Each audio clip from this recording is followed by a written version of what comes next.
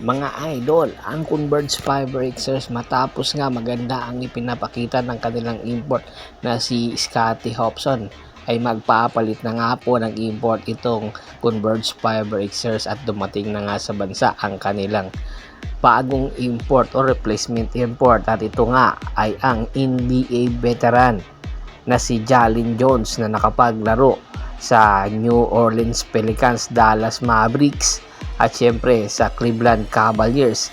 Mayroon nga itong height na 6'7" na kung saan international ang kanilang height at malaki daw ang tsansa na papasok ito sa height limit ng Governor's Cup, which is ang 6'6" na height limit ng Governor's Cup.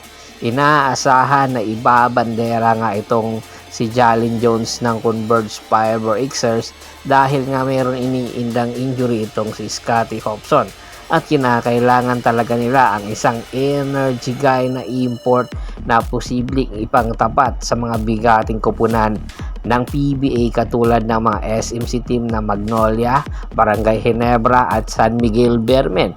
At ang tropang Giga, malaki ang tsansa na ang Converge Fiber Xers kung sakali mang aabot itong si Justin Baltasar sa kanila ay malaki ang posibilidad na papasok nga ito sa playoffs. Kinakailangan kasi nilang sandalan ang kanilang import na ito na si Jalen Jones na hindi lang basta-basta high flyer big man. Meron nitong big time na mga tira at pwede maging go-to guy ng Converge Fiber Xers. Napakagaling ng Converge Fiber Xers na kumuha ng mga import. Talagang marami silang mga source at malaki ang kanilang pag-asa na sa pagpasok nitong si Jalen Jones para sa kanila bilang import ay posible na silang maging championship contender. Kinakailangan lang talaga ng isang supporting na import para sa kanilang mga locals at tiyak ay magiging isa sa mga bigating team or kupunan na ang Converge Fiber Xers. Marami din ang nagsasabi na ito na nga ba ang totoong pagbabago sa PBA dahil nga sa dami na ng mga malalaki at mga bagong player na posibleng ipangtapat sa mga bigating kupunan sa PBA. Samantala, lipat naman tayo sa San Miguel Beermen. Matapos nga ang controversial na post ni Vic Manuel na gusto na nga niyang lumisan sa San Miguel Beermen ay nakapag-usap na daw ang management at ang coaching staff para kay Vic Manuel at ang posibleng magiging destinasyon nitong si Vic Manuel ay ang Northport Batanguer. Opo, matapos nga ito kunin sa Northport at ibibigay na naman ito ngayon sa Northport Batanguer na kung saan badly needed nga ang isang veteran na big man na posibleng mag-complement sa kanilang mga locals, lalong-lalo na ang Northport ngayon ay mayroon injury ang kanilang import na si Binky Jewish at malaki ang tsansa na hindi na ito maglalaro pa sa Governor's Cup. Hindi pa inaanunsyo ng Northport Batanguer kung sino ang kanilang magiging import na pamalit kay Binky Jewish. Kaya naman itong si Vic Manuel ay inaagapan na nila kung makakaabot pa ba ito sa trade deadline. Kung hindi man ay sa susunod na konferensya, malaki ang posibilidad na sa Northport na ito maglalaro. Marami din ang nagsasabi sino naman ang ibibigay ng Northport Batanguer papunta sa San Miguel Beermen.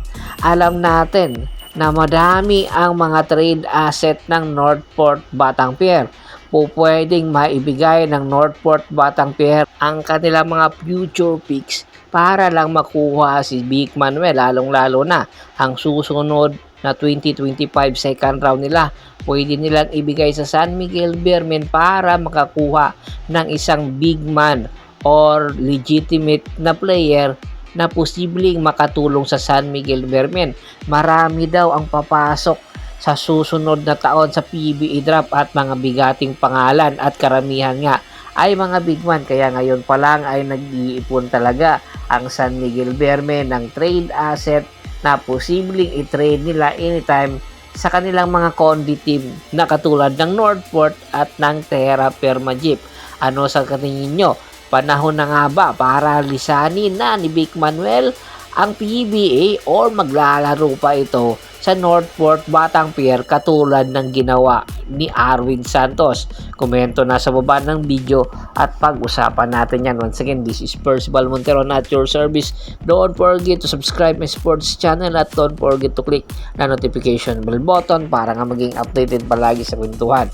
At bago pa man natin tapusin ang ating kwentuhan, shout out muna tayo sa ating mga solid na followers na laging sumusuporta sa atin kay Kagawad Kat sa kinudukusin ng Hagonoy, Bulacan, Adrian Dulay at sa Dulay Family, Malyari Mascarinas at sa Mascarinas Family, Anthony Laquialon, Rene Dineros, Ronald Bersubidad. Marami pong salamat sa walang sawa niyong pagsuporta.